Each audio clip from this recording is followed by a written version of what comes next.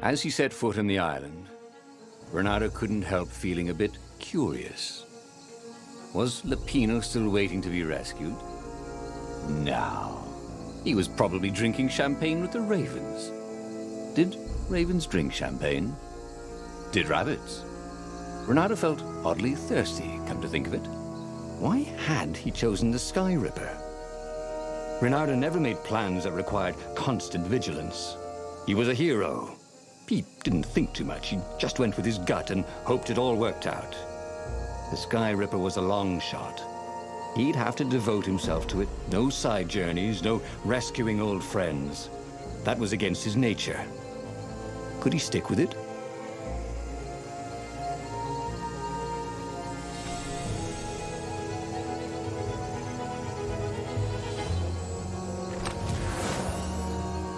Bernardo had a lot of crafting materials. Now all he needed was a crafting bench.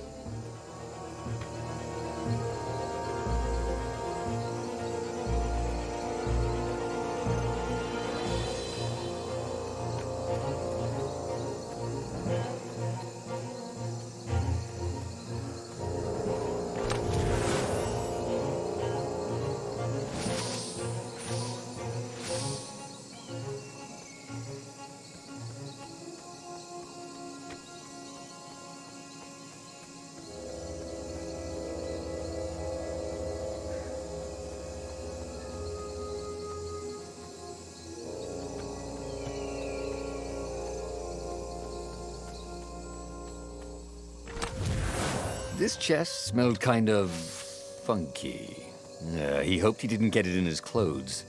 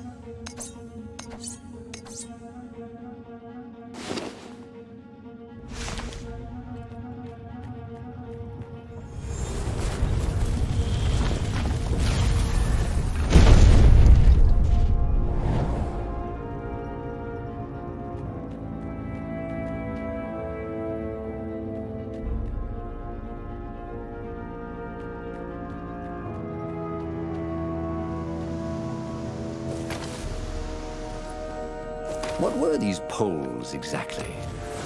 Parking meters from the time of the lost gods?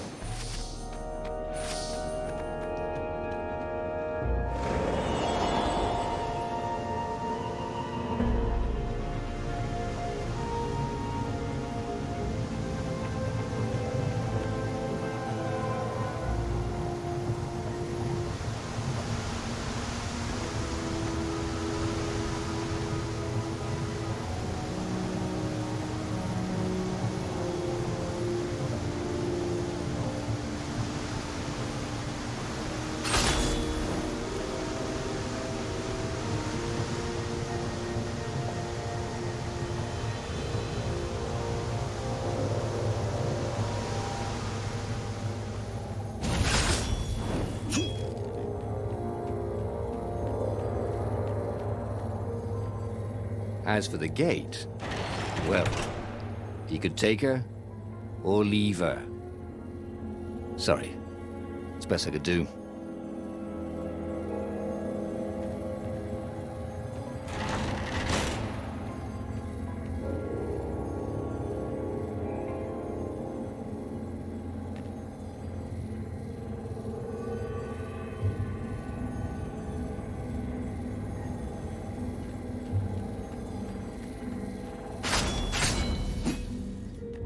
Say goodnight, Gracie. The people who had built this castle, did they even know what monstrous weapon lay hidden within their walls? The Sky Ripper could destroy anything it touched, or so the legend said. As the Transcendent Emperor had fought the lost gods, thousands and thousands had died. But Renato had been through wars. The only merciful war was a short one.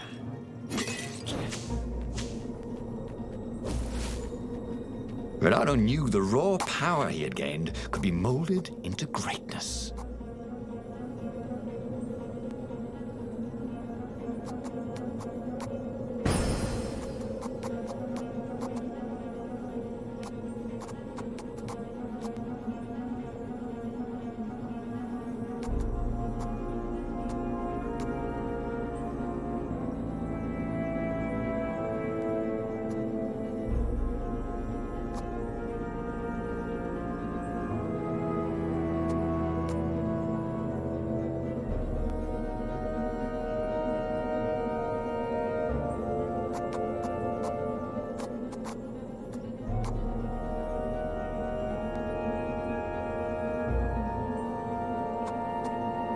He was more and more extraordinary.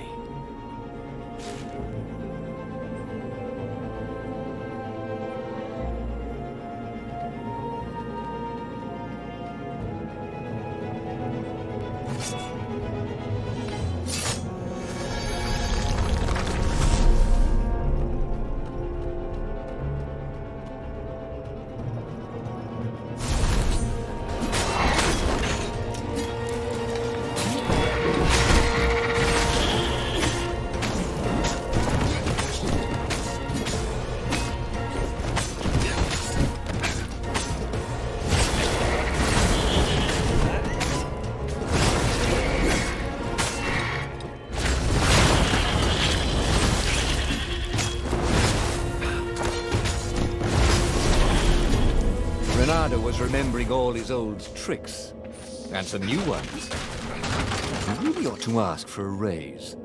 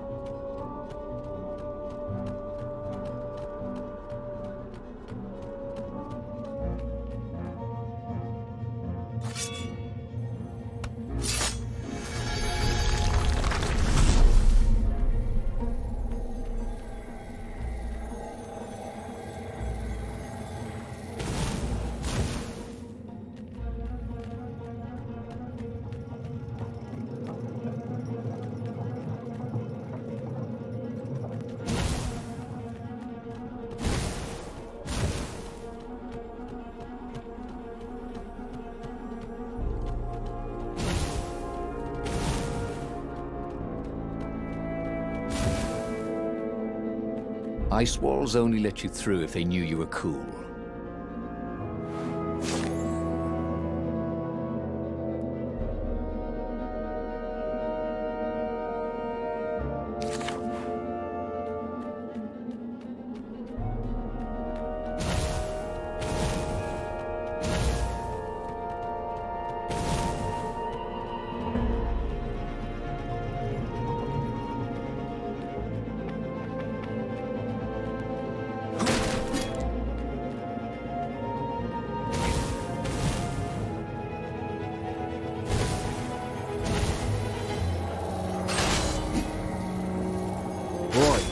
If looks could kill.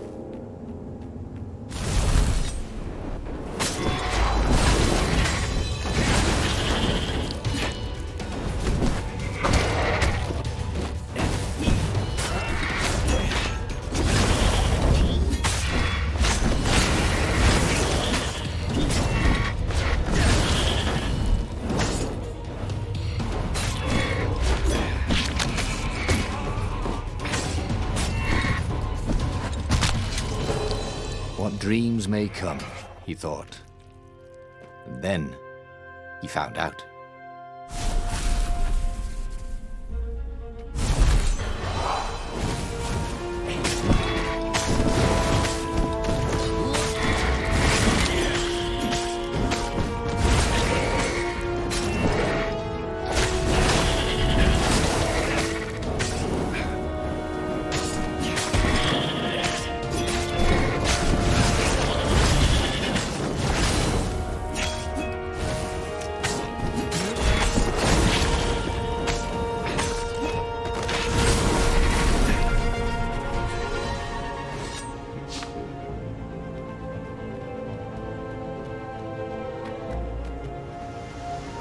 Ah, a puzzle. Renata loved puzzles, except when you couldn't figure them out. On the other hand, if there was a puzzle, it was probably meant to keep people away from something good.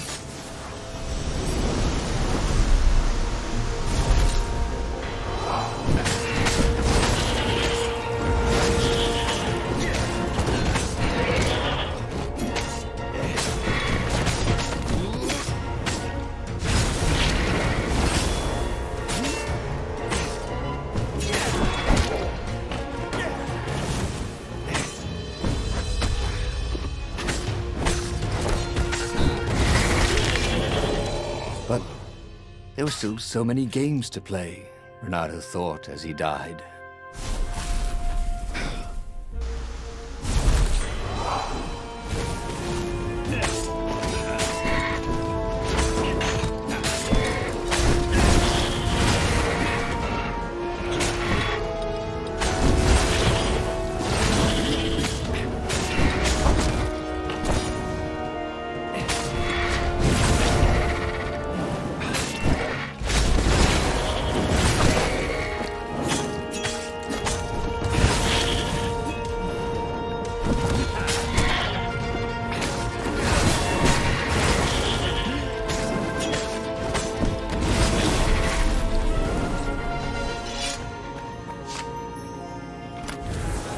This chest had teaspoons stolen from every inn in Boreas.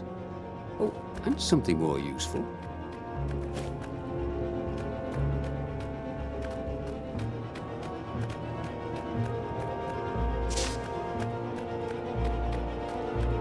That had been his mistake before, trusting his old friend Lapino, who'd been through so many battles with him and shared so many heartaches, who he'd rescued so many times. What was up with that guy anyway?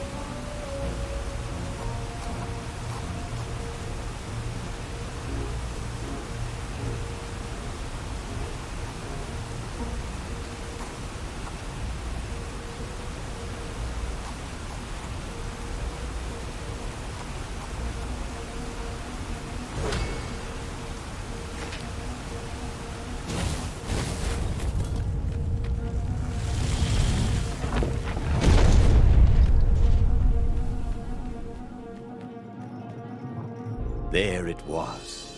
Skyripper's armature. The stuff that dreams are made of. Engineers' dreams, anyway. The device was intricate. No one alive had the skill to make a thing like it. How was it part of a weapon at all? He'd have to ask a scientist. But first, he'd get the second piece. Skyripper had a heart. A core that had come to rest on the next island. Well, there was another island he could reach. Zenobia had just invaded it with her father's Raven battalions. She must be encamped there still. But fighting Zenobia now, that made no sense at all. He'd already sacrificed one friend to get this armature, was it? He didn't need to hurry to face her. She would find him.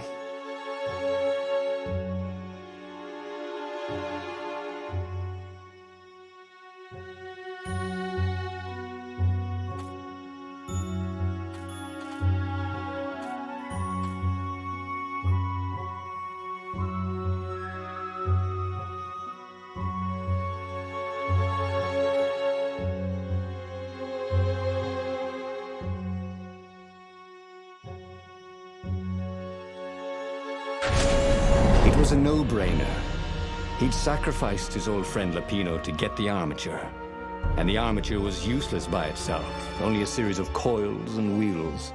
War demanded sacrifices, and he would make more before the end. He would have to choose the greatest good, no matter how much it cost him. Zenobia. Well, he would see her sooner or later, across a battlefield or a sword's point before all this was over. He was sure of that. The power was in the core. Obviously, he had to get the core.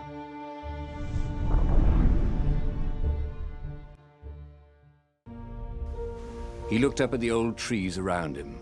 They were so big and so old. They'd been there before he was born, and they'd be there after he'd passed into legend. Was he confronting his own unimportance? What had got into him? He was no philosopher. Anyway, who cares? He was plenty important. He was a hero, and soon he'd prove it.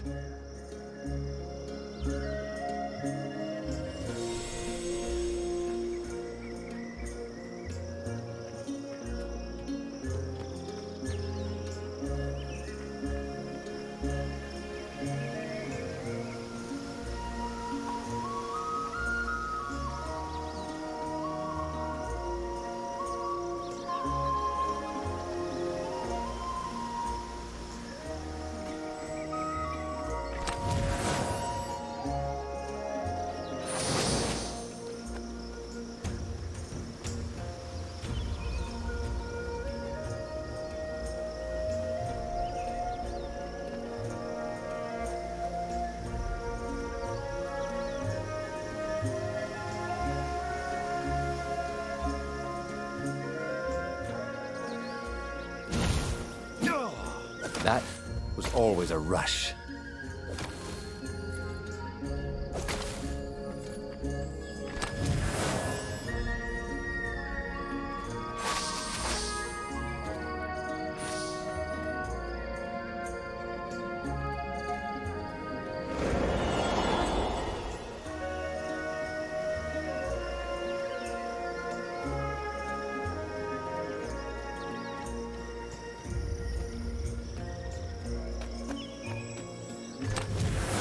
This chest was filled with old concert t-shirts, and something useful.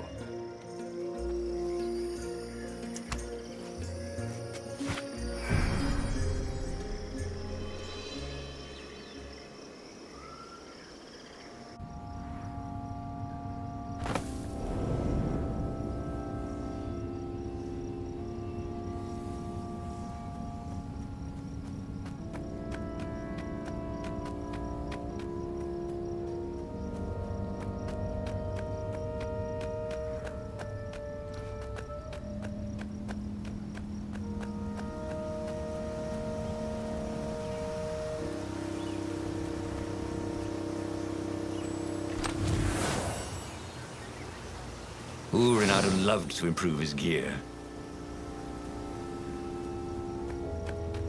There was something sour in the air.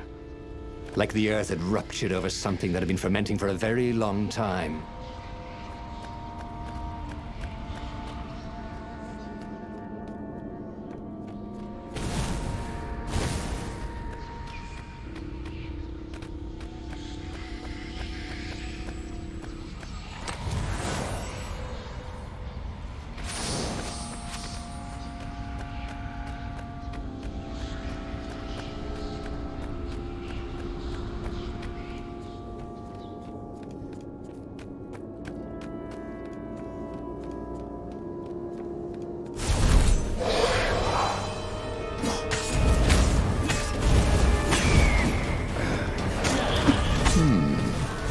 Where did that go to?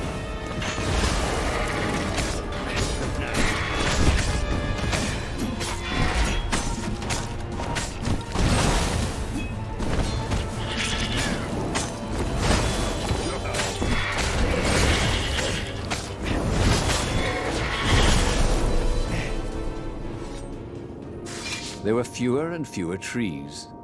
There were only these huge crystalline growths. Had those been here before? He no longer heard birds except for the feverish cawing of the ravens when they attacked. He couldn't smell the small animals of the forest, the mice and rabbits. Where had they gone? And he was getting hungry too. This was an unhealthy place to be.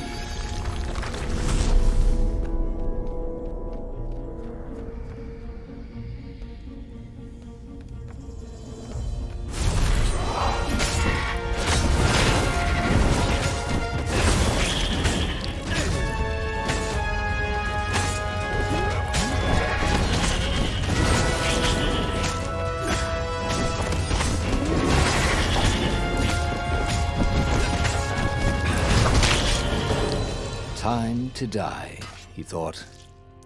And it was.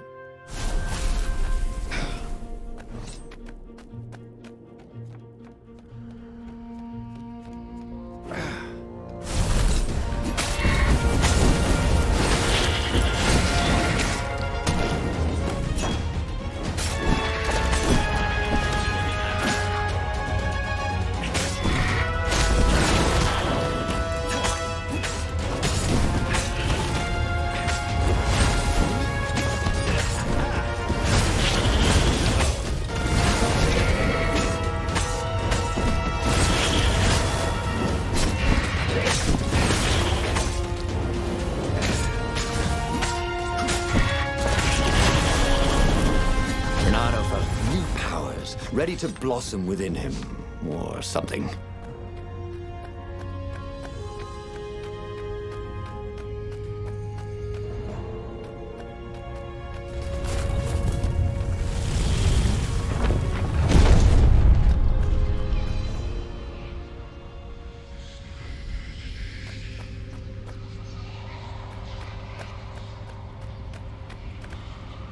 The 20-sided core made him feel physically sick. Once he had sneaked into a temple of the dark art, and he hadn't liked what he smelt and saw there. This felt like that. As quick as he could, he wrangled the icosahedron into the armature. The wheels began to spin, then glow. The sick feeling quickly spun away. Now he only felt sad. He had lost good friends for this war apparatus. Maybe Lapino wasn't such a good friend. Yeah, that made him feel better. He carried his prize back to the Farfarer. Now, he had to make his next move. There was a key Imperial outpost on the Nexus.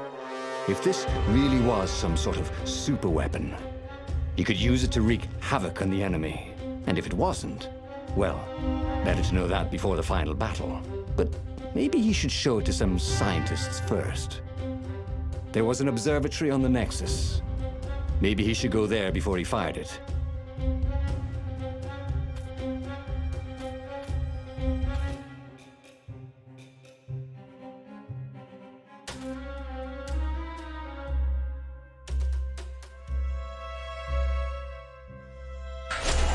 Renato had never been much of a student. At Swordfu School, he'd never read the books, just looked at the pictures. And Zenobia. But weapons he understood. His gut told him that the Sky Ripper would work great. He would use it to take out the Imperial outpost. And what's the worst that could happen? The thing wouldn't work, and then he'd take it to the scientists. Right? Exactly.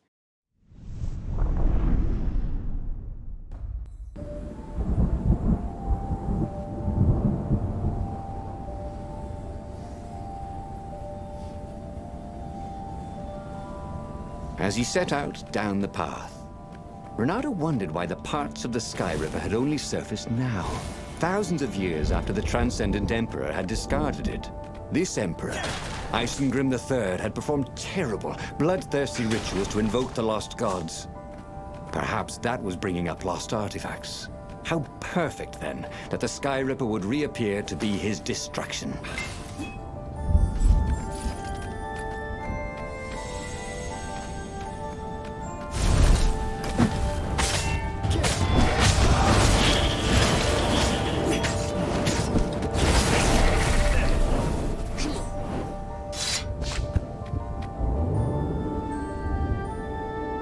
These platforms were great.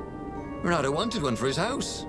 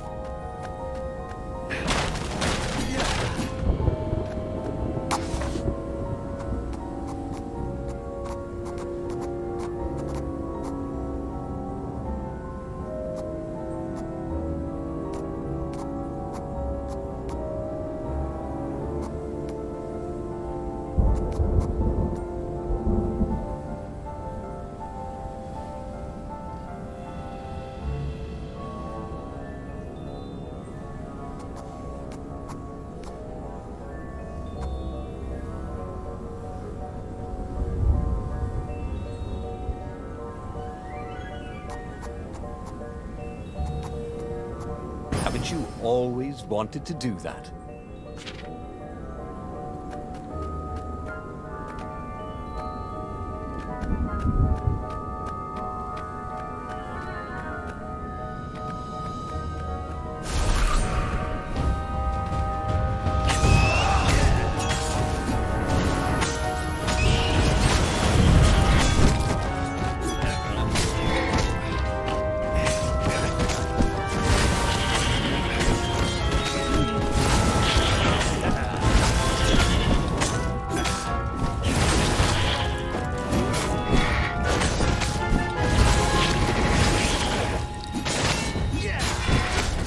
Renato was surprised that he didn't feel more pain. Just a bit dizzy.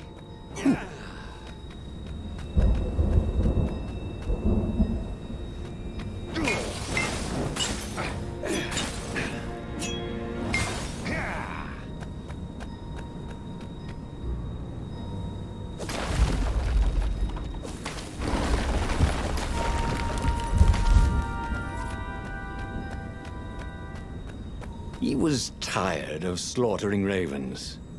Maybe it was time to test out the new weapon. He turned a knob on the Sky Ripper. It made strange mechanical noises. The wheels spun faster. It began to hum. The Sky Ripper was following his every step. At least it acknowledged him as the master. But there was no trigger. How was he supposed to fire it? Fire, he said. Nothing happened.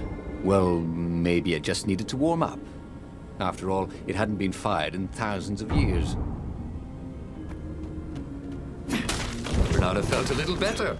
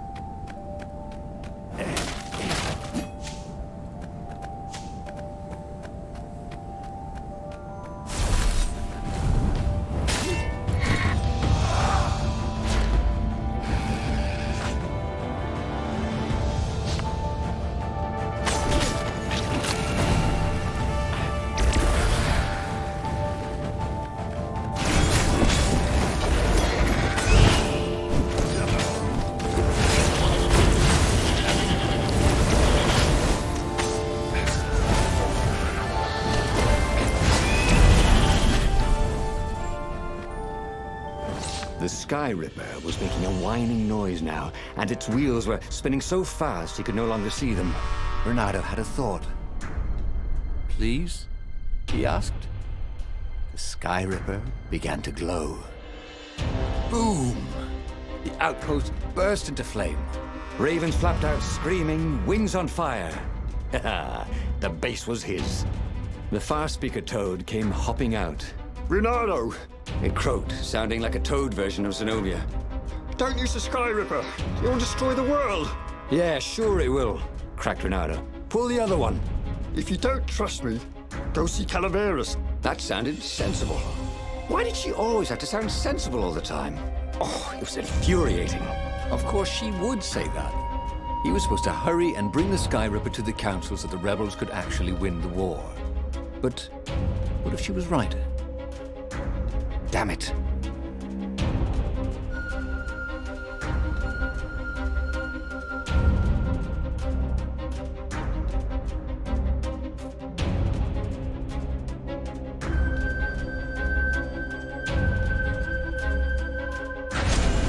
Just this once, he would not let Zenobia get into his head with her logic and her wisdom and her appeals to reason. He was a fox. He'd go with his instincts, and it would all work out like it always did. Oh, he was sounding like a reckless idiot, even to himself. But if there was one thing Renato could never bring himself to do, it was turn back on a decision he'd made.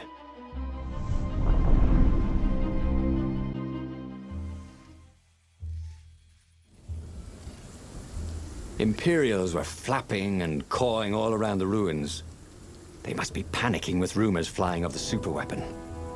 Maybe they hoped to find and destroy the base before he could put the Sky Ripper into action. The Sky Ripper was whining and heating up. It would be time to use that energy soon.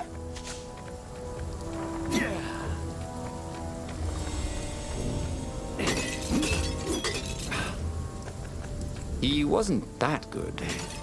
Yet.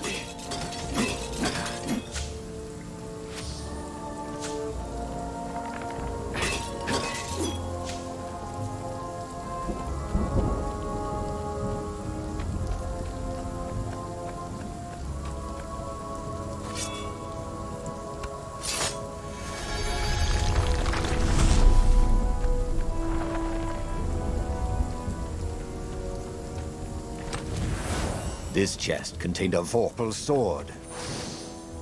I'm just kidding. Vorpal swords don't exist.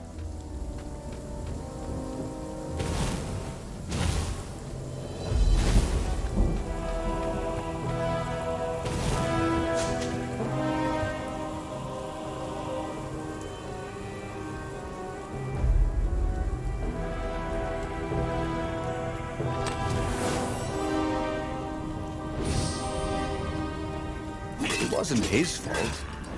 They looked so breakable.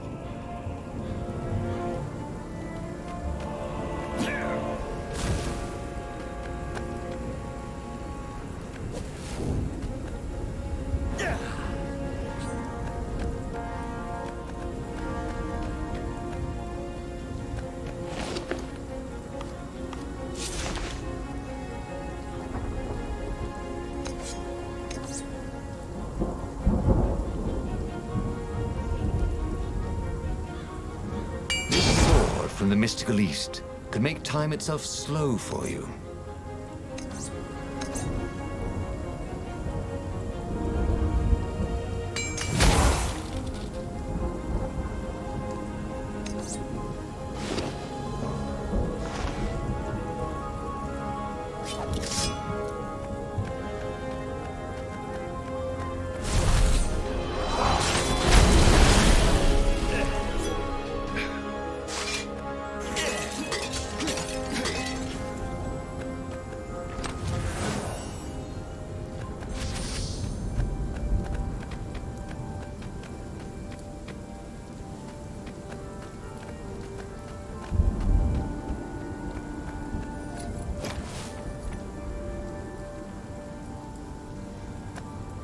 The mysterious sword from the East made you so fast you could catch a fly with your chopsticks.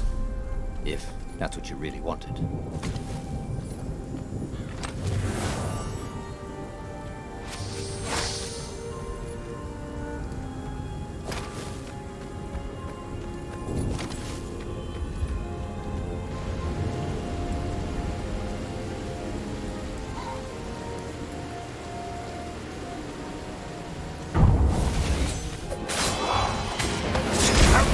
awesome!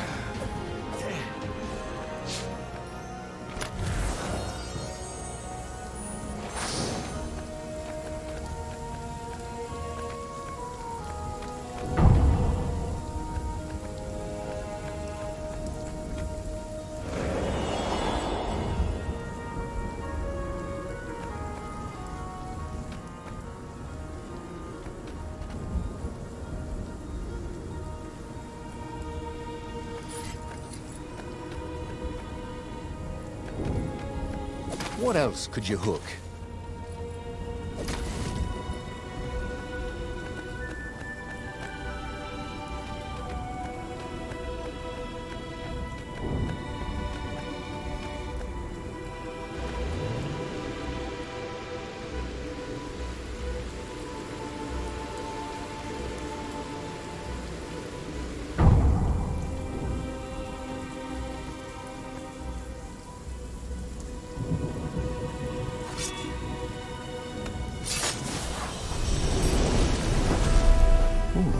What's there?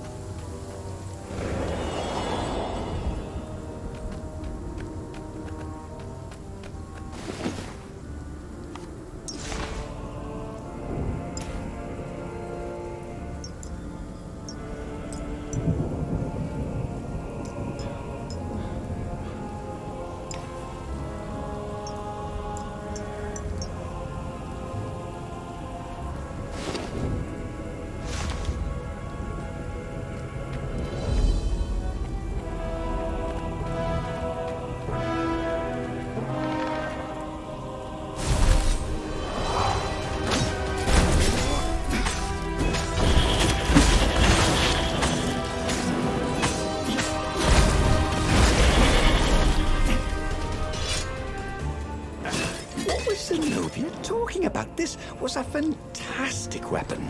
Ravens burst into flames with just a touch of its killer beam. He was tempted to leave it on all the time, but he didn't want to accidentally slice off some council toad's head or tongue. She'd been trying to distract him.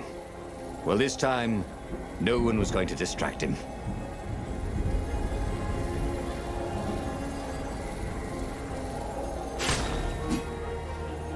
You blinked.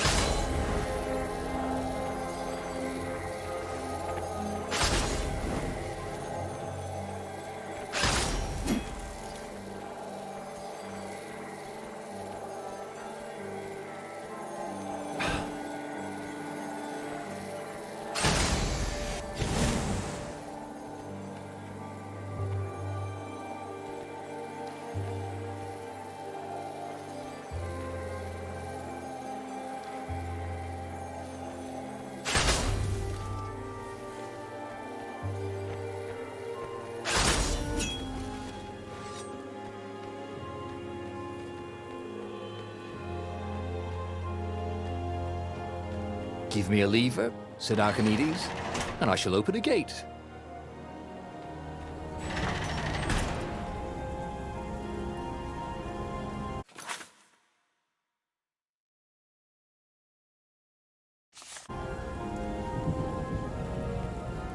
The long stairs.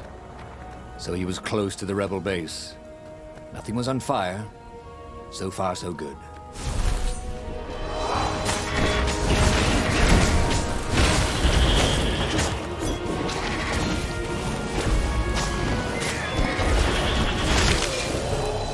should have died a pirate, he thought.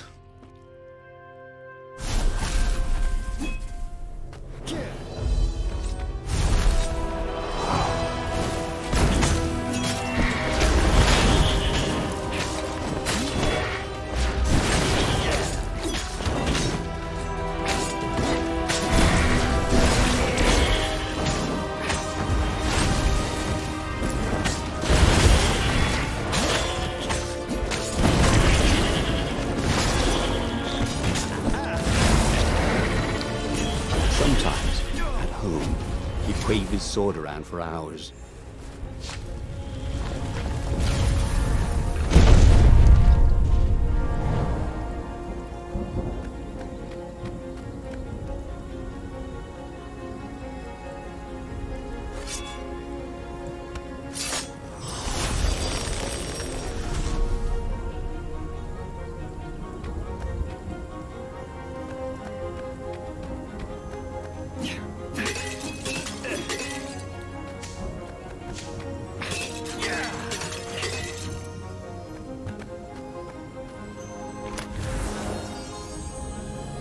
Boy, someone has spent a lot of money for a graduation present.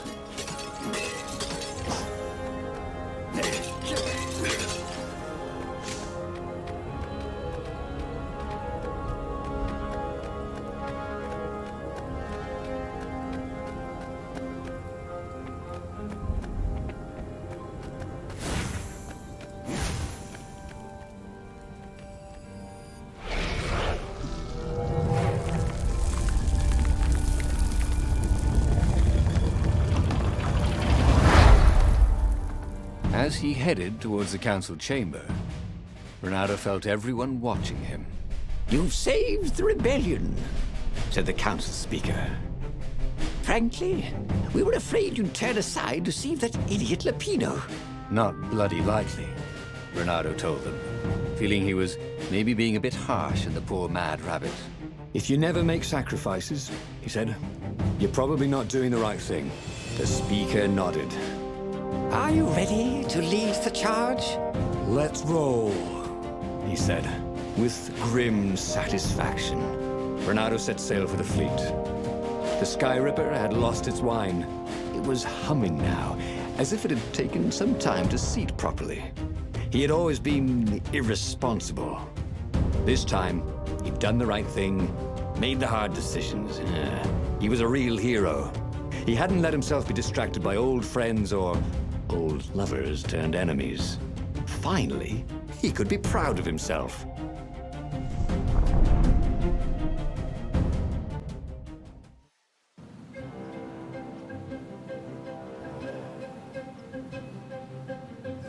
He was ready. So was Sky Ripper. The Sky Ripper had a will of its own. It picked out its own targets and set them on fire. This was going to be a short battle. He would set the ships on fire if he didn't need them to get to the Emperor. And he wondered if he'd see Zenobia, or if she'd flee. Wouldn't she be proud of him? At least, a bit of respect. He'd become an all-conquering hero.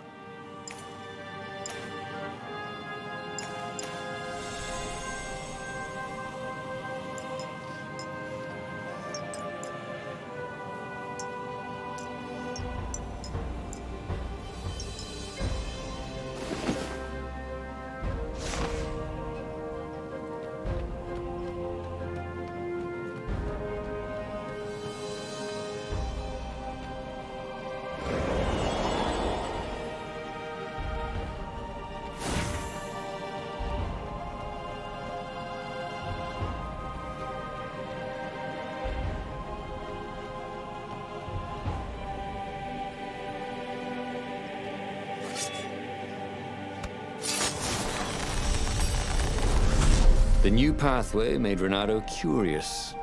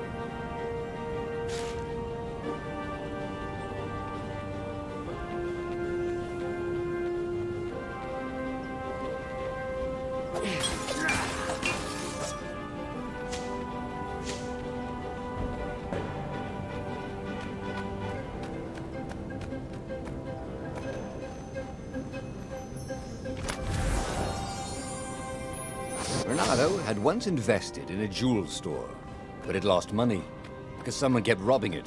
Twist. It was him.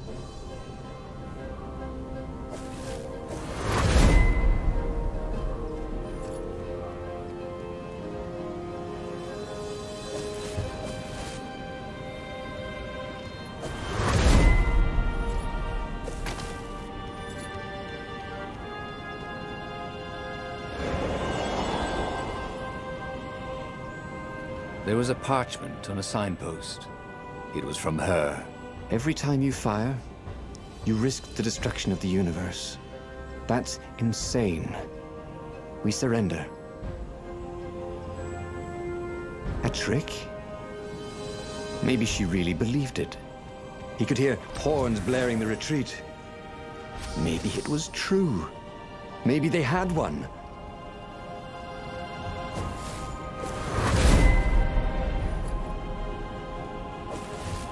Once you try it, you're hooked.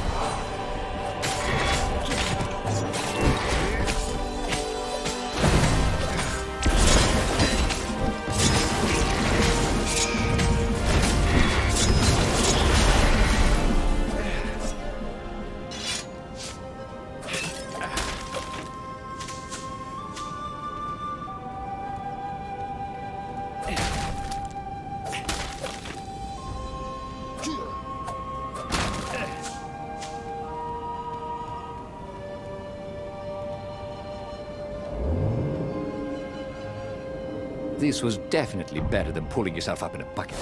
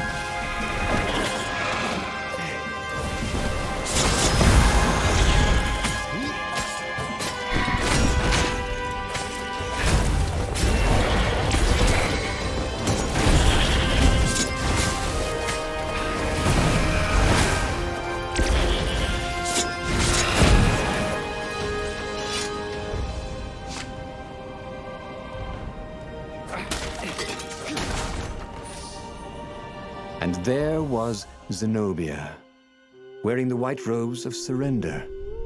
She came and kneeled before him. Why didn't you listen to me? I was trying to save you too. You're the enemy, he said. I was never your enemy, Renato.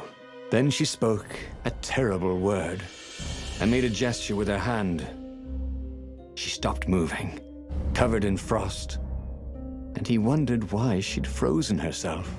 Then the Sky Ripper froze, and then, for a moment, he felt very cold and discovered that he couldn't move. The next thing he knew, the sun was a giant, monstrously red. It took up half the sky, and he was in a parched red desert. And then he was on fire. Renato stared at the book. He was still alive. Again. And still only flying away from burning Ubar. Had he lived that adventure? Or only dreamt it? Had he really died? It felt so real, not like a dream at all. And he'd lost again. Oh, he hated that.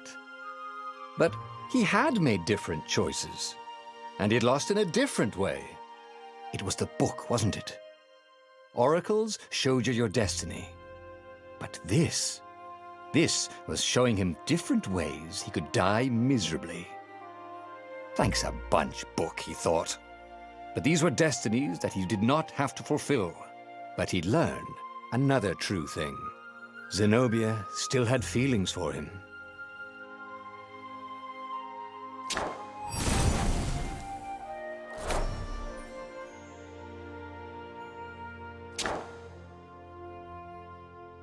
But that meant there must be a destiny where he survived and won, right? Otherwise, what was the point? And with that, the book's pages fluttered back once more to the beginning, and the clouds parted over the Isles of Boreas. It was time to choose. The rebellion was in trouble. Ravens were scouting for the secret rebel base. They needed a game changer. Pieces of the Sky Ripper had surfaced, or so a scholar in the mountains had told him. Surely the weapon that banished the lost gods could defeat the Emperor. Also, a temple had risen out of empty desert. The Emperor had brought the Sky Ripper pieces up out of ancient burial by his obscene rituals. Could this be where the Iblis stone was hidden? Someone better get it before he does, thought Renato. And also, his old friend Lupino needed rescuing. Of course, Renato had a pretty strong suspicion that Lupino had betrayed the rebellion. But could Renato really leave an old friend to the Ravens?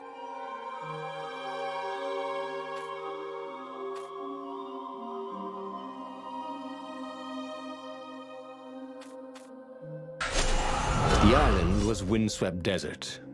No one went there except ostriches and ostrich hunters. The Iblis stone. It sounded ominous. It sounded powerful. If the Emperor was searching for it, it must be dangerous. And so, Bernardo went ostrich hunting.